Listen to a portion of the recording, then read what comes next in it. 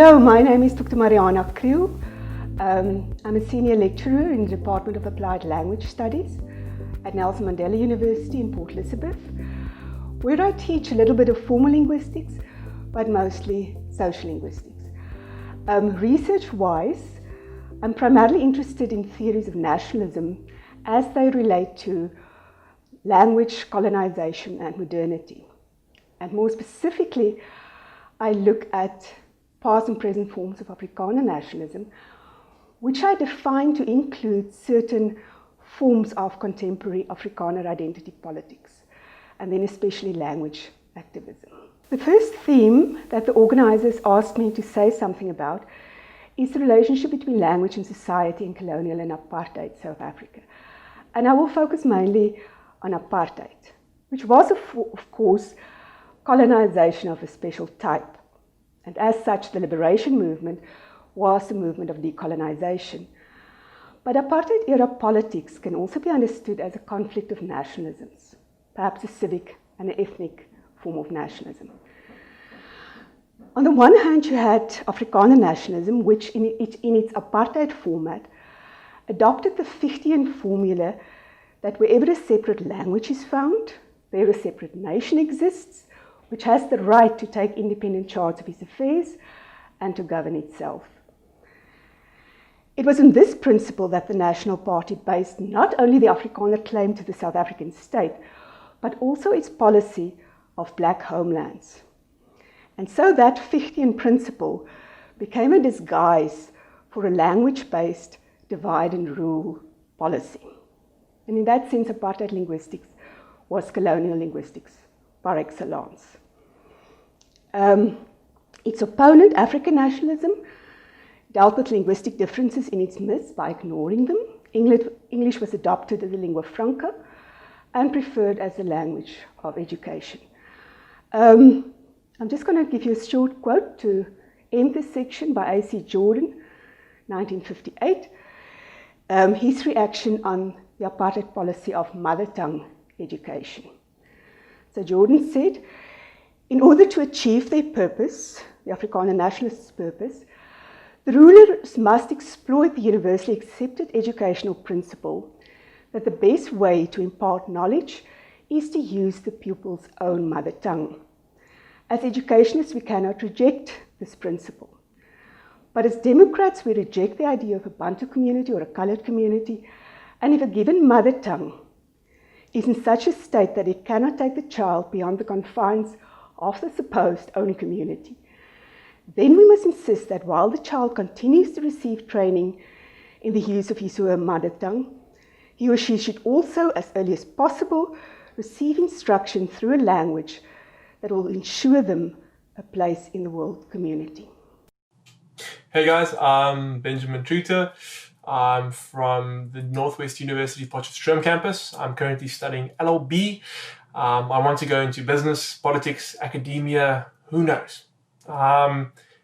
The topic today interests me because the complexity of economics, sociology, politics, culture, psychology, education, and how influential language is in it all.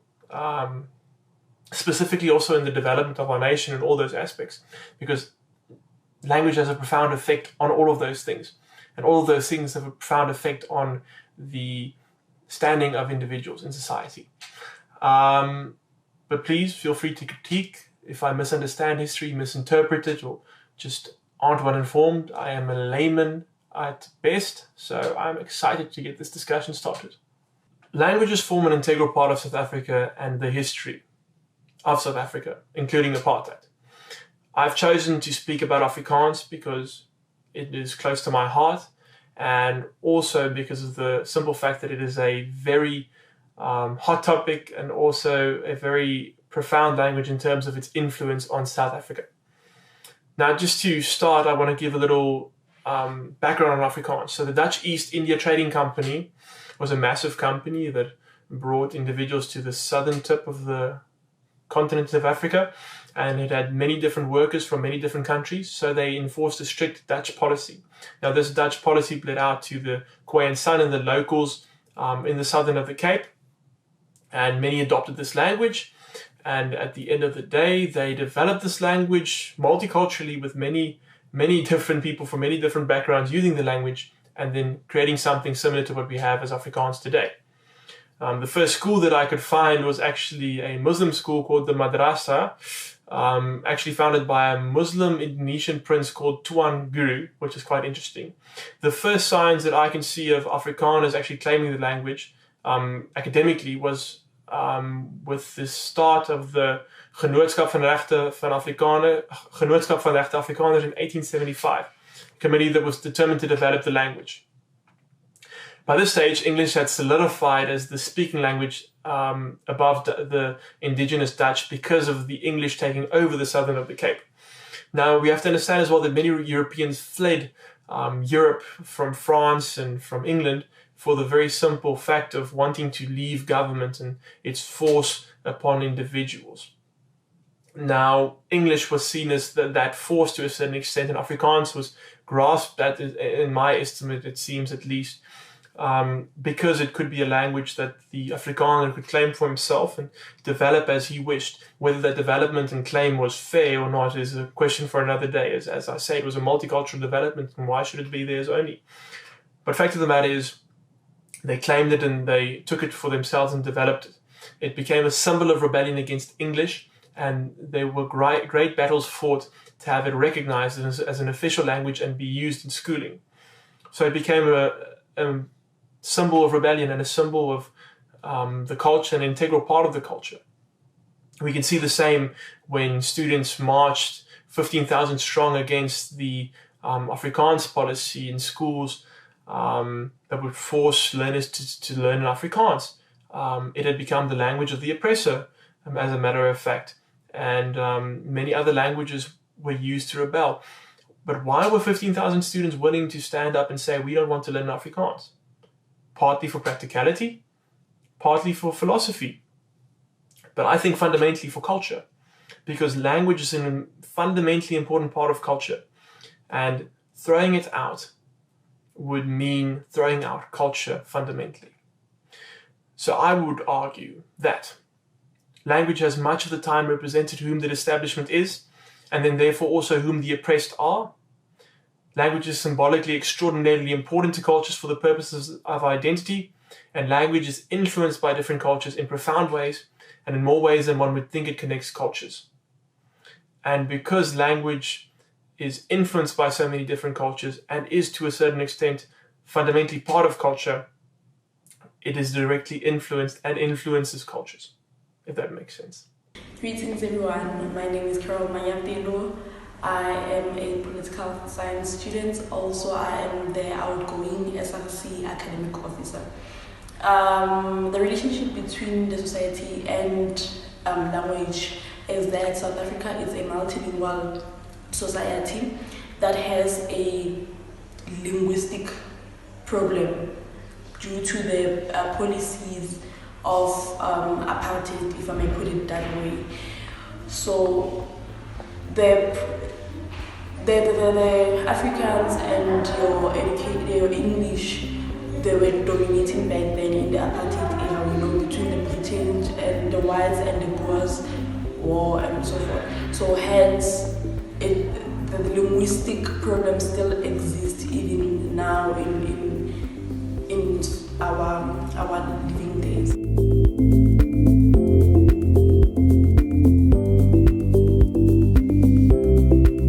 The second topic I'm going to say a little bit about is the relationship between language and education in colonial and apartheid South Africa. Again, focusing primarily on apartheid. And I want to say something about two aspects of the National Party policy. The one is the policy of Christian national education for Afrikaners. So the government treated whites as a single entity in politics, which was not entirely consistent with its Fichtian approach. It was in the interest of its own survival that it was in the interest of their own survival that the Afrikaner nationalists had to tolerate white English speakers in the national territory. However, in the space that really mattered, there where the will of the young is bent to the will of the nation, as Kaduri put it, the Anglos would not tolerate it. And that is inside the walls of classrooms.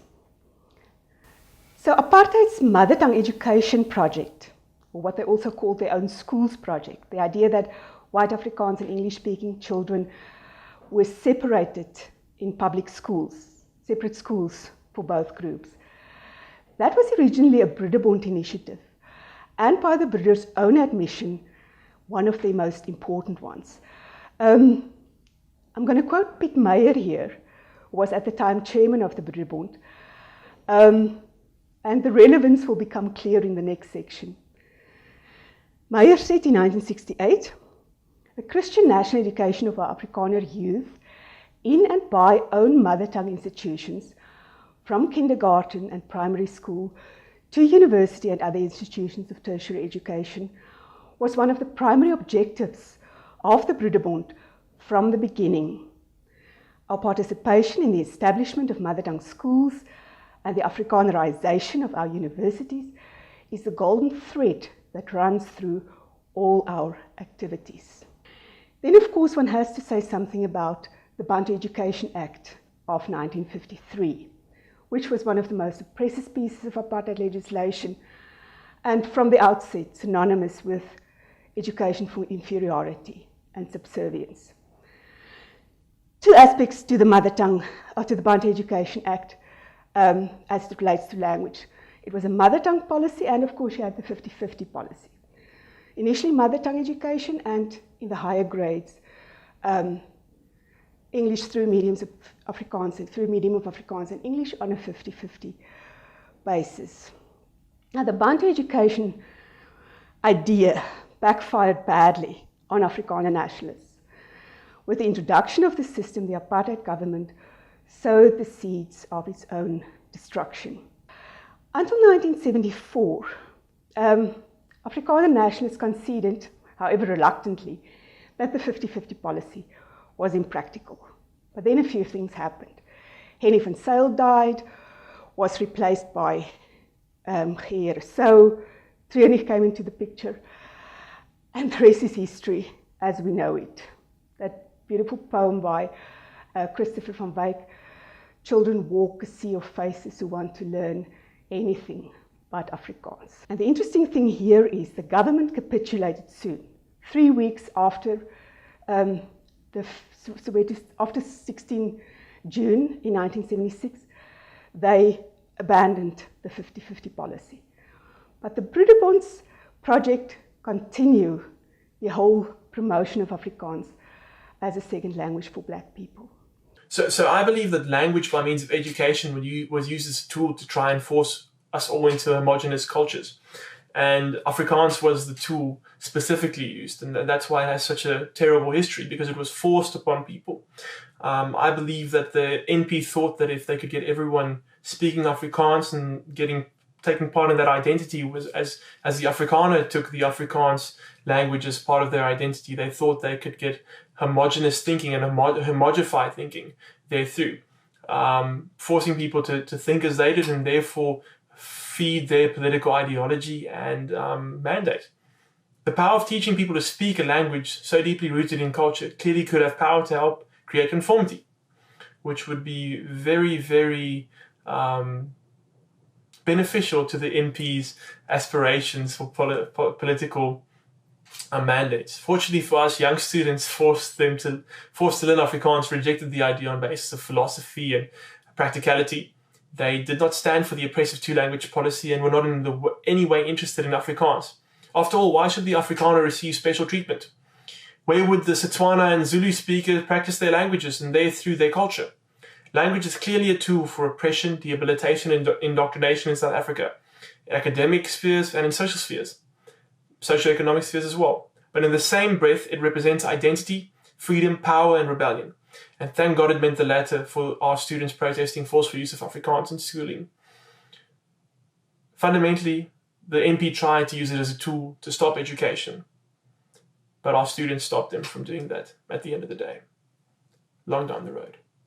Also, when it comes to the language the language and society, also the education system back in the apartheid era, their relationship was that back then in the apartheid era we had your Africans and Africans dominating to be the medium of instructions in different institutions or higher learning educations. Hence we had your the Soweto uprising.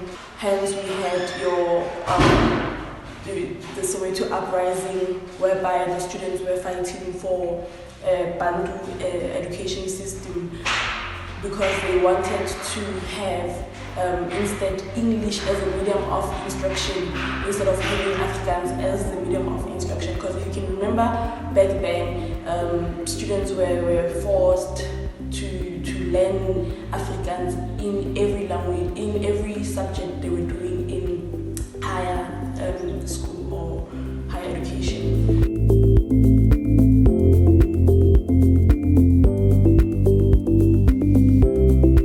The final question that the organizers asked us to address is the following. How does the relationship between language, societies and education in the colonial and apartheid times influence our ability to reimagine the use of African languages in higher education and other high status domains of South Africa?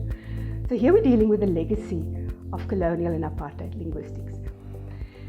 And I want to focus on two aspects, and both have to do with Afrikaans language activism. One is the campaign for single medium Afrikaans schools. Ex-Model C schools, who is reluctant to reduce an English stream and want to stay exclusively Afrikaans. The question is what's going on there. The other aspect that I'm looking at is the Afrikaans must stay movement, which was a reaction to the Afrikaans must fall movement, which was part of the student protests of 2015-2016.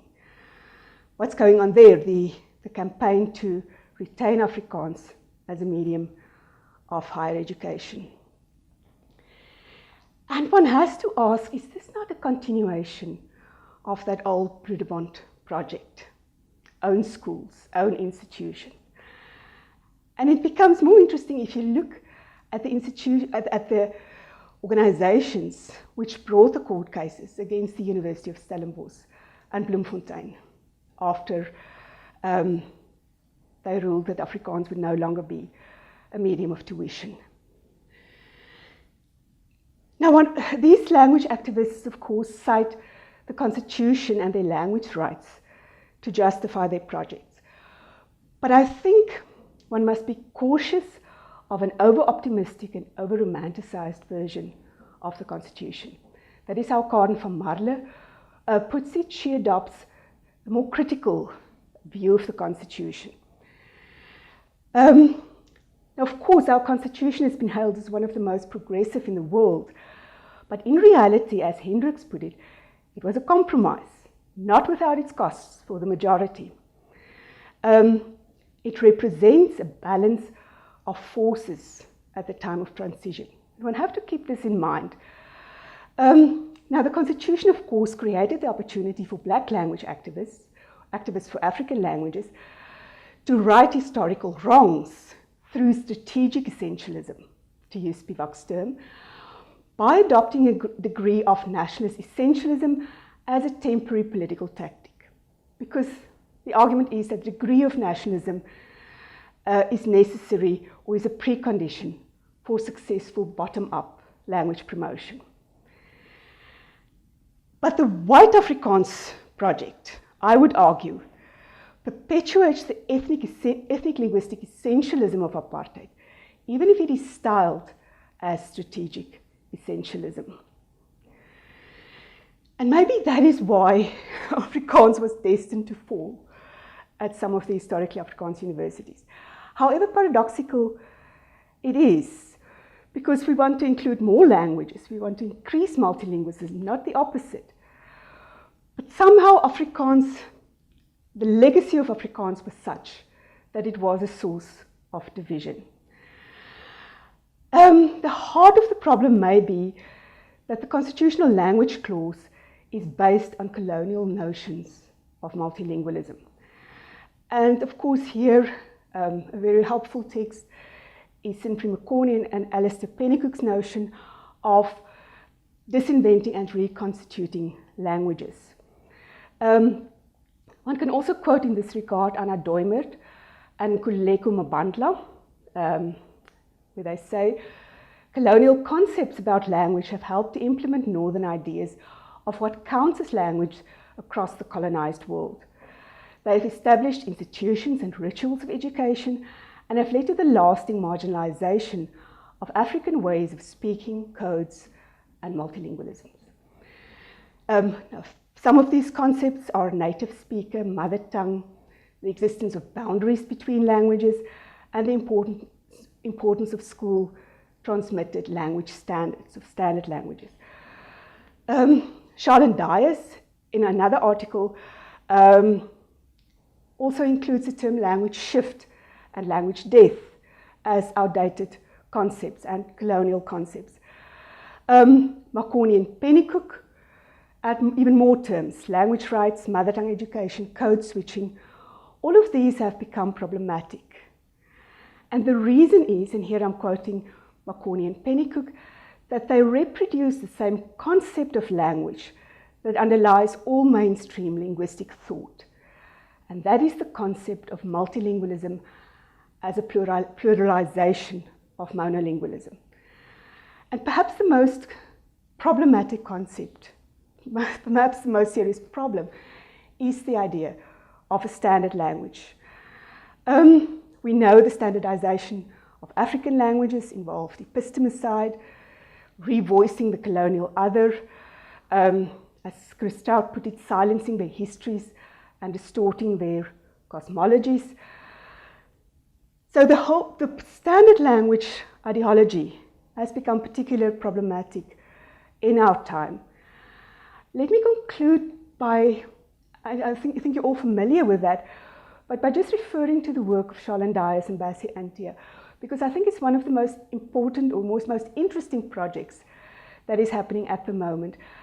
What they do is to translate part of the lecture material not only into standard Afrikaans and isiXhosa, but also into Kaaps and to the urban variety of isiXhosa in Cape Town, thereby acknowledging the idea that the standard language may be an alien language to some students.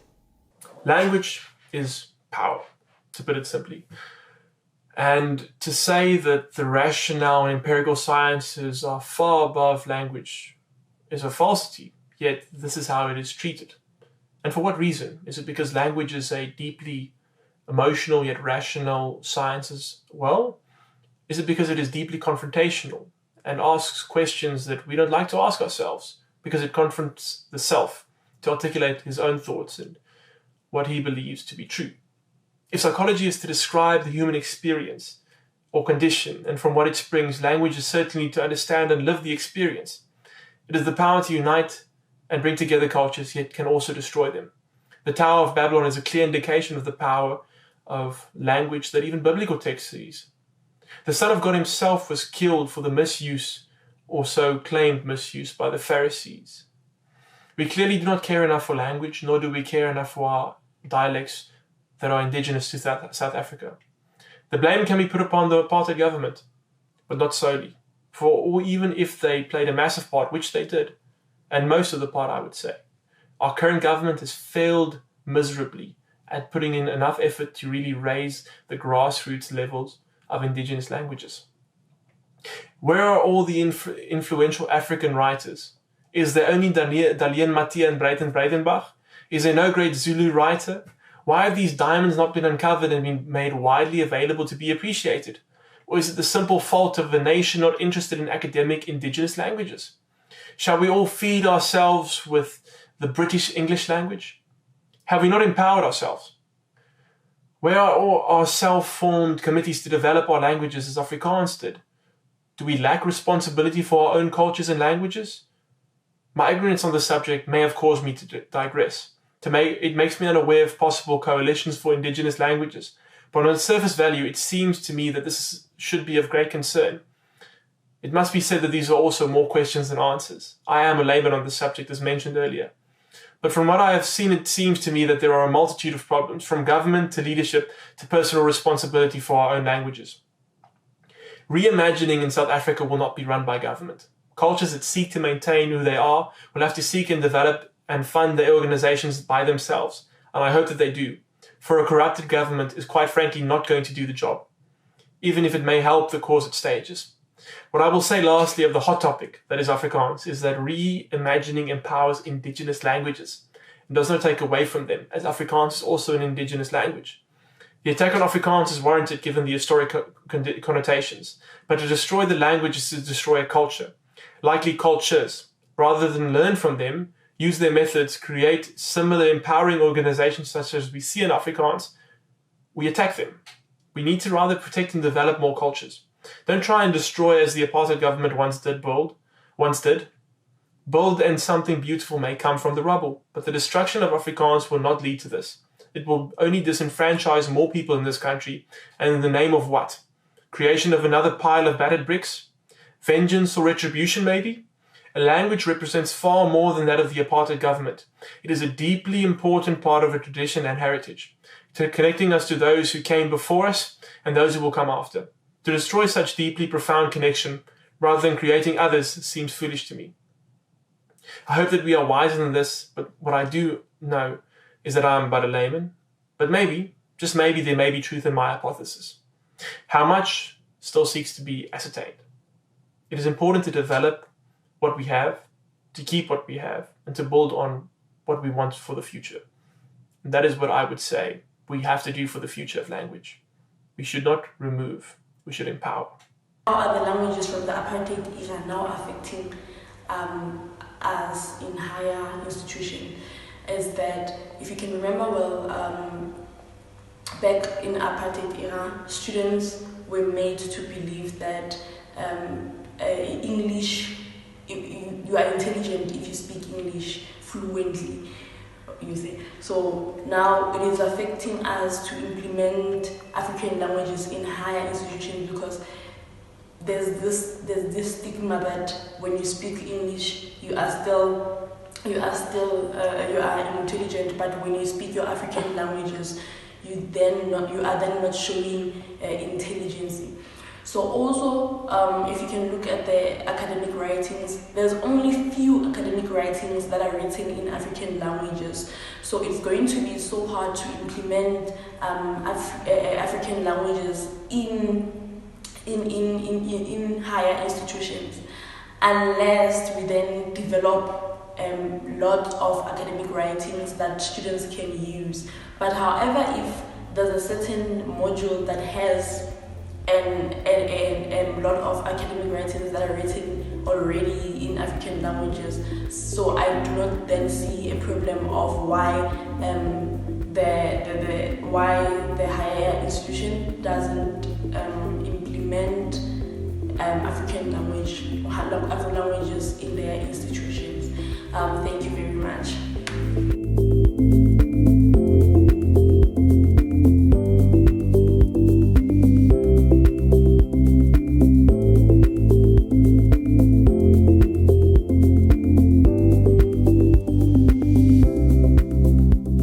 Hello, Dumela, Hukhandit, Molo, Sawubona. I am Dr. Chris Holdridge. I'm a senior lecturer in history at Northwest-University's Mafeking campus. I am an historian of the 19th century British Empire, especially settler colonialism in South Africa and Australia, and teach world history and historiography. Now, I believe it is important to enter conversations such as this session by laying on the table my biography and identity. Now, I'm a white English-speaking South African, born and raised in Cape Town, with degrees from the University of Cape Town and a doctorate from the University of Sydney in Australia. Now, as a teenager 20 years ago, I was not presented with the opportunity to learn an African language in high school. The only option for second language was Afrikaans. I think this is telling itself of the politics of language and education in our country.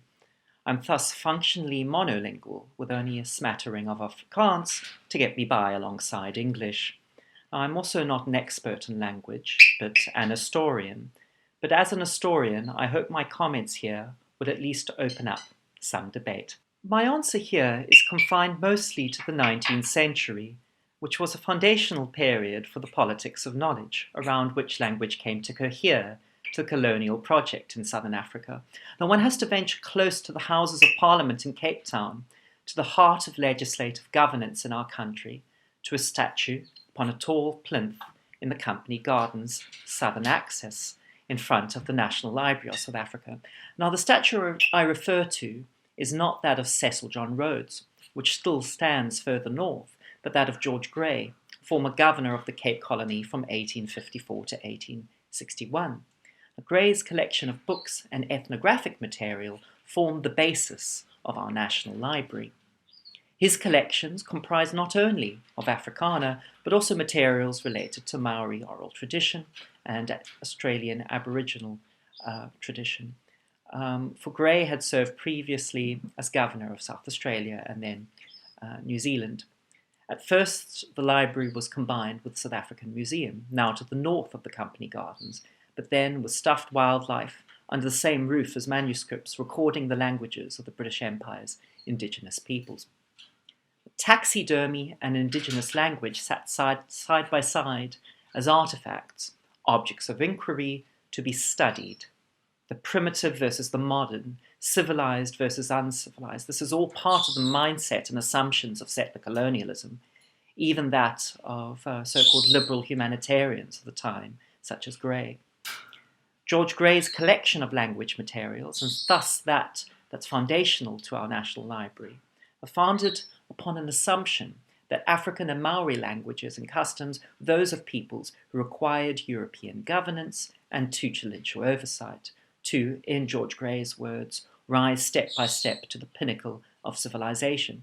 Now, George Grey's librarian, the German Wilhelm Bleek, even coined the term Bantu and proceeded in one of his projects to preserve what was seen as the language and folklore of a dying race or races, the San.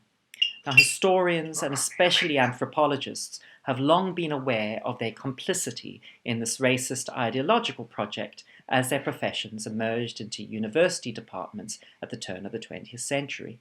Now, obviously, they've rectified this in scholarship since, but these departments, university departments, were built in part in the early 20th century on the work of Grey, Bleek, and others. This was also a project not only of English-speaking figures and institutions, but also of Afrikaner higher education. The logics of white supremacy marked African languages as definable, knowable through European eyes that emphasized separateness and difference. Now, Afrikaner nationalists would justify European-defined distinctions between Amazulu or Basotho languages and cultures to legislate segregation as policy. Now, this was not Grey's 19th century vision of preserving languages of so-called dying races, but an equally racist assumption and use based on European claims to knowledge of African languages and culture to justify the creation of homelands through development, with development of the 20th century in many ways having similar meanings in intellectual trajectories as 19th century civilization. Now, my point here is that we need to be aware of the foundations of our own libraries and institutions of higher learning back into the 19th century to begin to consider what a decolonial approach to language might look like. Good day, everyone. My name is Rajen Mistry. I'm a professor of linguistics at UCT, where I have taught since 1986 for the last 34 years. And as of January this year, without knowing about COVID, I elected to retire formally from teaching and administration to concentrate on research. So I hold an NRF research chair, which I will indulge myself in research this year and for the next 2 years on the themes of sociolinguistics in South Africa, with special reference to migration, language, communities and social change.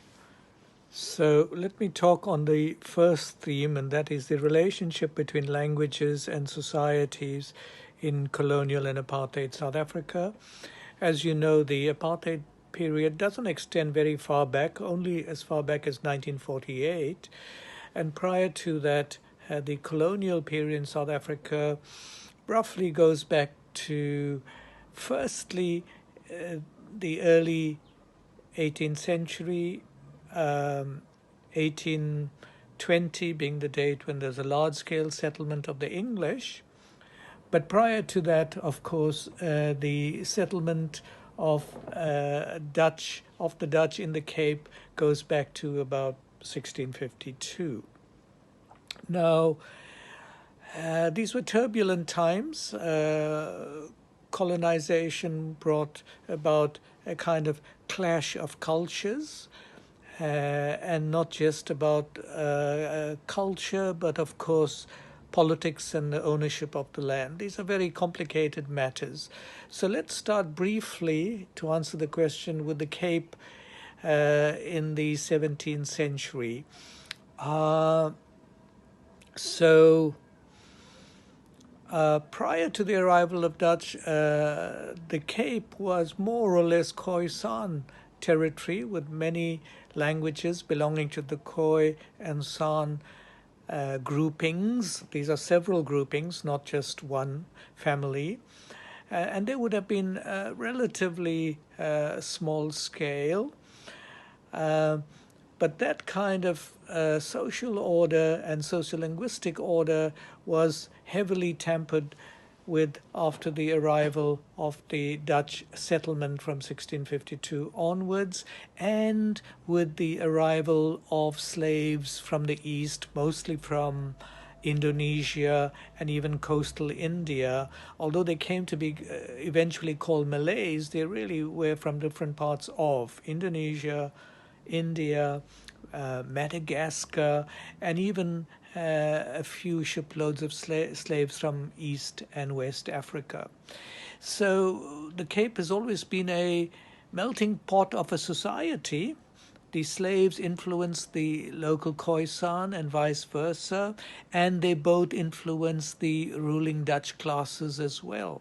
So much so that the Dutch language got transformed in the Cape into what was eventually to be accepted as Afrikaans. So there was major societal transformation for the Dutch in this period as well. And the formation of Afrikaans remains, I think, a very important and interesting part of our social fabric and our linguistic fabric. In other parts, prior to the arrival of the English and the trekking of the Dutch away from the Cape into first Natal and then into what later became the Transvaal and Orange Free State, Bantu languages and culture were very strong, and the societies were quite cohesive in the pre-English or pre-British era. And it would have been more or less taken for granted that there's a unity between local groupings, let's say AmaZulu, AmaXhosa, and so on, local groupings and languages. At the edges, however, languages and cultures always merge. So while there is a coherence to a notion of Zulu culture, Xhosa culture, Sotho culture, etc., these are not absolutely binding. They can change, and at the edges, at the borders, they are quite flexible. British rule was to really, again, tamper with this relative cohesiveness, so that there was a realization that in the new dispensation, the African indigenous language was important, but so too was a knowledge of English, especially, and Afrikaans as well. And the English themselves that came from mostly southern parts of Britain, but also perhaps from the Yorkshire area in the northeast. That too is an interesting story as part of our social fabric. But the political kind of way this was played out is that we talk in linguistics about colonial multilingualism or colonial bilingualism, where there's an expectation by colonists in the history of the world, whether they be the Romans who colonized half of Europe or the British who colonized half the world so that the sun would never set on their empire. It would always be there would always be sunlight on some part of the British Empire at any time of day. This certainly created an expectation that for formal, bureaucratic, administrative purposes, the language of record keeping and officialdom would be English, but that at a practical level, of course, indigenous languages, whether they be in India or in Africa, would continue to be important. So we have to keep in mind the fact, really, of colonial bilingualism throughout the world.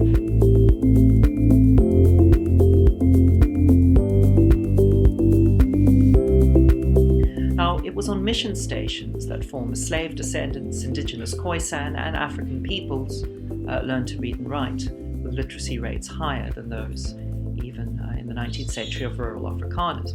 It was also on mission stations that the first printed newspapers and books in Southern African languages were printed, authored not only by white missionaries, but black intellectuals such as T.O. Soga and John Tengo Jabavu, the latter the editor of Imvu-Zabansundu, African Opinion, founded in 1884. Although African language texts were first published for the spread of Christianity, they would, by the turn of the 20th century, become increasingly important for African political organization and the emergence of black intellectuals who formed the core of the founding of the ANC and other anti-colonial organizations. Now, it's easy to fall into the trap of thinking about language and education in colonial South Africa as a battle for dominance between English and Dutch or later Afrikaans. Although Anglicization policies since the 1820s indeed emphasized English as the lingua franca or main language in law, governance, education, Dutch was not entirely displaced and still continued as a medium of communication. This is ever more so following the South African War of 1899 to 1902, where the settler colonial compact or agreement between Boer and Britain meant a dual combined recognition of Dutch, later Afrikaans and English, after union in 1910. A focus on Afrikaans versus English and the attendant nationalism tied to the former, especially, I think, is a bit of a red herring and a distraction. In the scheme of power, I think it mattered little to the majority black population whether English or Afrikaans would dominate in educational politics. Segregation would continue no matter which of these languages were used. African languages, when considered worthy of knowing by white South Africans in the particularly early 20th century and as the decades progressed, was always in a position of power and normalizing of racial divisions. Young white students entering university learning African languages, they did so to become Native commissioners or officials in the Department of Native Affairs under the Union or Apartheid governments. Or a smattering of an African language might be seen to facilitate a master-servant relationship, a mining engineer speaking to a black laborer, for example. Language and its status in education preserved the racial or racist status quo. African languages were rarely afforded space as a medium of instruction, given equal weight or value by the 20th century South African state. And we see this very callously play out later in the 20th century with the enforcing of Afrikaans language instruction in the 1970s, culminating in the students' uprising in 1976. Now, I want to make 2 points very briefly here. If we could rewrite the wrongs in the past and travel back and rewrite the script of history, it would be a major mistake to allocate separate language education as a means of decolonial justice. Now, this would further enforce difference upon which racist policies were established. My second point is that although orality or spoken word is indeed important, a long history of underfunded and low output of printed African language literature has placed English and Afrikaans as the standard bearers of what counts as South African literature, and thus one of the crucial mediums for the imagining of who we are as a nation. The Lovedale Press in the Eastern Cape, which still exists today, and where many of the first African language works were published in Southern Africa in the 1800s, is under threat of closure currently through a lack of funding. Now, in understanding education and language in our country, we need to consider ways in which this history can be emancipatory. One means is to rediscover, republish, and to fund African language poetry and literature as part of the canon that we teach and we read, and that makes us South African. We come to part 3, which is a brief reflection on languages and education in the colonial stroke apartheid eras. One thing we must keep in mind is that education for the masses, kind of education for everyone, is not a very old phenomenon. Even in Europe, in Britain, and places like that, this is mostly well into the 20th century that education starts to become truly democratic and the opening up of schools for the ordinary citizen and not just the aristocracy and those who were well off. In colonial South Africa, education truly was not much to boast about for the majority of our population. Even if we think about the history of universities and so on, right? There were no universities in South Africa until about 1840. Okay, so we need to keep that perspective in mind when we have expectations of what can be done in education, what was done, and what wasn't done. In the colonial era, education was left largely to the hands of missionaries. And in the mission schools, which blossomed especially in the Eastern Cape, we think of Lovedale as a kind of wonderful example. Education was multilingual. There was a favoring of English as the language of aspiration and formal education, but African languages featured quite heavily too for at least 6 years. It obviously varied from one mission station to another. The mission schools also, without bias, without prejudice, taught Latin and Greek, and so there were people of Xhosa background who were very fluent in Latin and Greek and English, and were major writers in isiXhosa as well.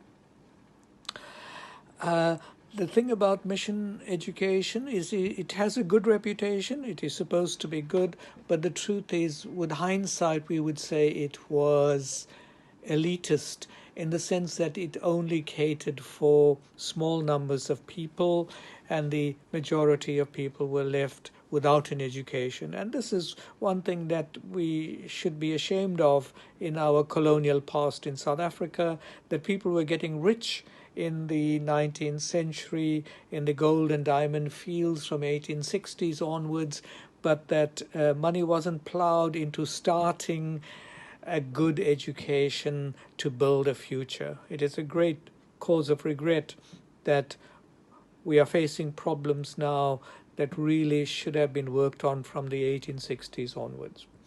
So come the apartheid era of the 1948 onwards, and the Afrikaans segment of South Africa manages to wrest power away from the English, and so they win elections, and so there is a quite vigorous policy to favor Afrikaans over English. One of the many things to be ashamed of was that the Afrikaans government closed down mission education to a large extent.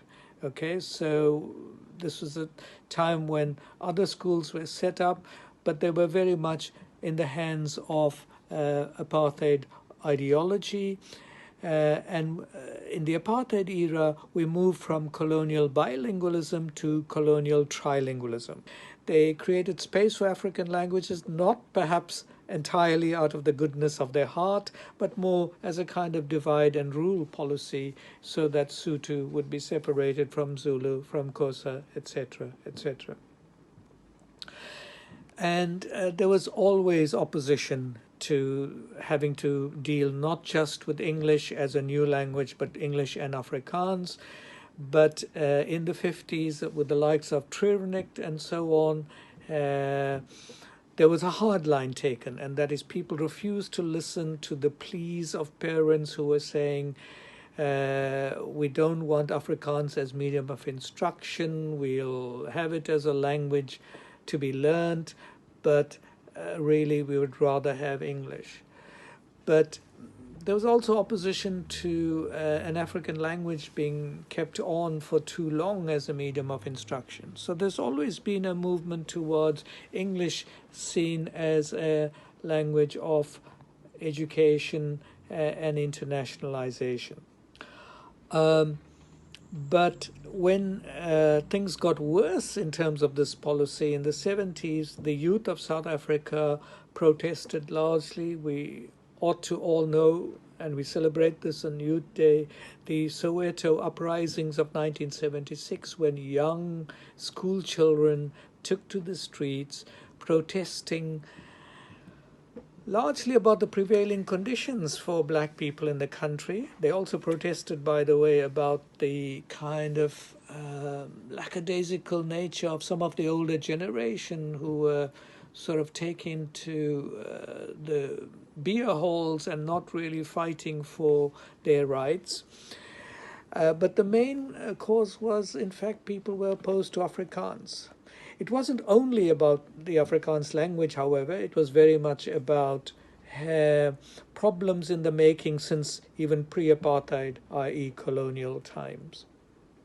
And so since 1976, Afrikaans has taken a backseat in African education in South Africa. So come the 1990s, with the ANC now coming a little more into the open, being unbanned, the initial deliberations of the ANC were largely in English because many of them had been in exile in other parts of Africa, India, Europe. They had an international outlook which favored English. And I think, reading between the lines, come 1993, when language policies were in the air, the ANC would largely have gone for a policy of English as the sole official language. However, there was opposition from the Afrikaans communities who mobilized and drew in the idea of multilingualism and drew in other communities as well. And so the ANC had to concede that actually maybe its thinking was premature on this, and it kind of decided to go the other direction and to make not just English and Afrikaans the official languages, but to have the 9 large African languages, indigenous languages, as official too. And so that kind of closes the outlook and the practice of the apartheid era. It ushered in a phase of official multilingualism.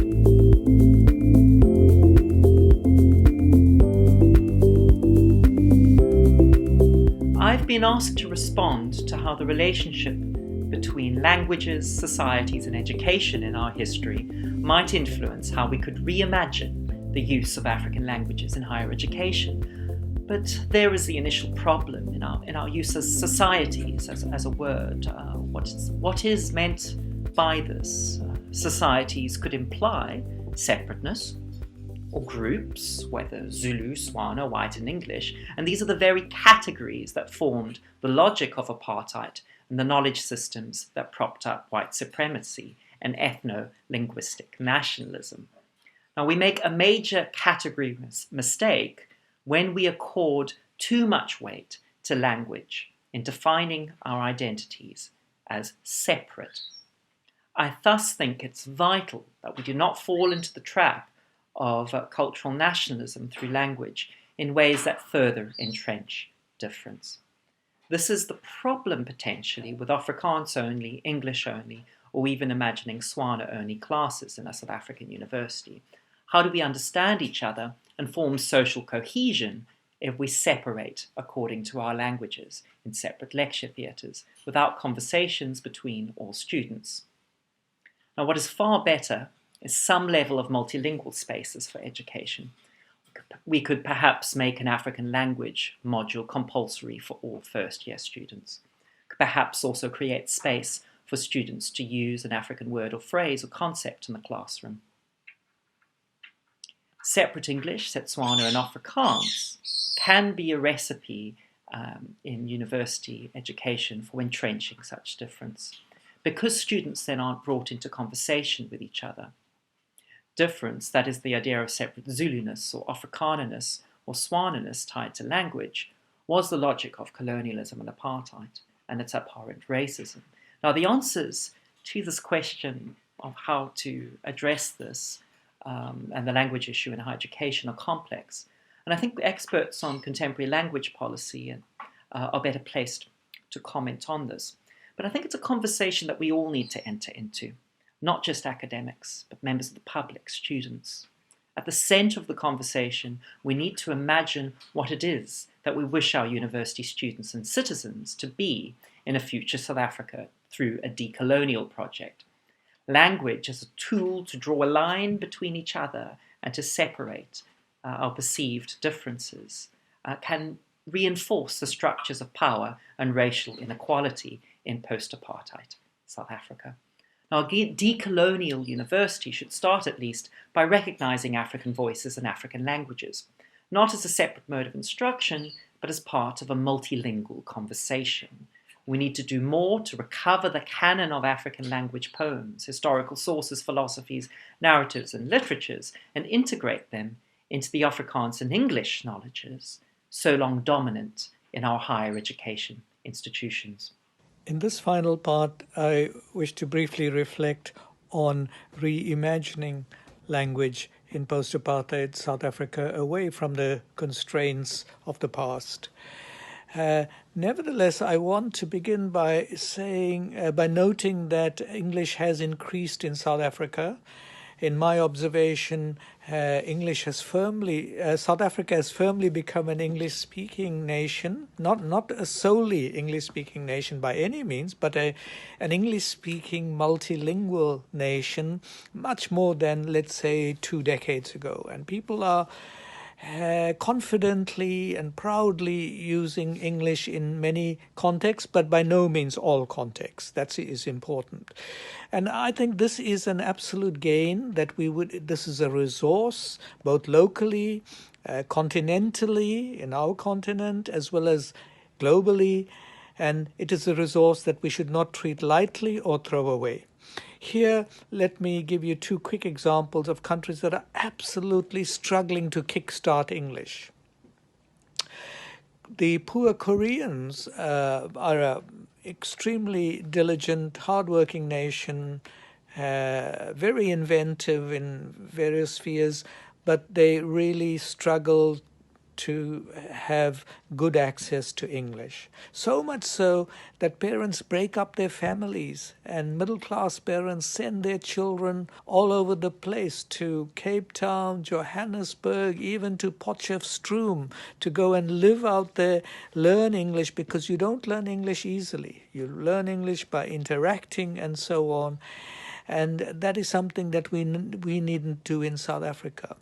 Likewise, in Namibia, when I look at students from Namibia and I discuss things with them, I realize how hard it is to kickstart a good knowledge of English in the education system when there are so few speakers around and not that many models to emulate.